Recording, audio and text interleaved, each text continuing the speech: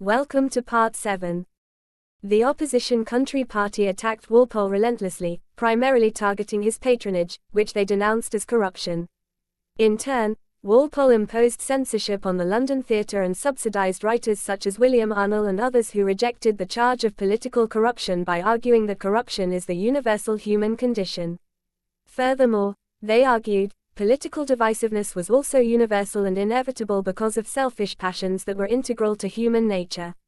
Arnold argued that government must be strong enough to control conflict, and by 1741, Walpole was facing mounting criticism on foreign policy. He was accused of entangling Britain in a useless war with Spain, and mounting allegations of corruption. On 13 February 1741, Samuel Sandys, a former ally, called for his removal. Walpole's allies defeated a censure motion by a vote of 209 to 106, but Walpole's coalition lost seats in the election of 1741, and by a narrow margin he was finally forced out of office in early 1742. Walpole secured widespread support with his policy of avoiding war.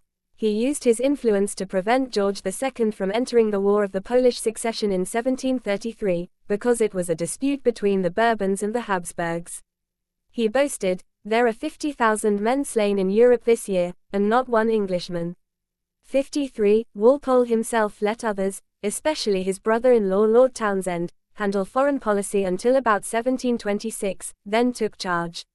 A major challenge for his administration was the royal role as simultaneous ruler of Hanover, a small German state that was opposed to Prussian supremacy. George I and George II saw a French alliance as the best way to neutralize Prussia. They forced a dramatic reversal of British foreign policy, which for centuries had seen France as England's greatest enemy. However, the bellicose King Louis XIV died in 1715, and the regents who ran France were preoccupied with internal affairs. King Louis XV came of age in 1726, and his elderly chief minister Cardinal Fleury collaborated informally with Walpole to prevent a major war and keep the peace. Both sides wanted peace, which allowed both countries enormous cost savings, and recovery from expensive wars. Henry Pelham became Prime Minister in 1744 and continued Walpole's policies. He worked for an end to the War of the Austrian Succession. 56. His financial policy was a major success once peace had been signed in 1748. He demobilized the armed forces, and reduced government spending from £12 million to £7 million. He refinanced the national debt, dropping the interest rate from 4% p.a. to 3% p.a.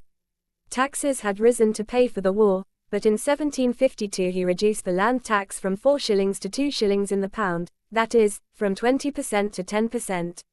Lower debt and taxes. By avoiding wars, Walpole could lower taxes.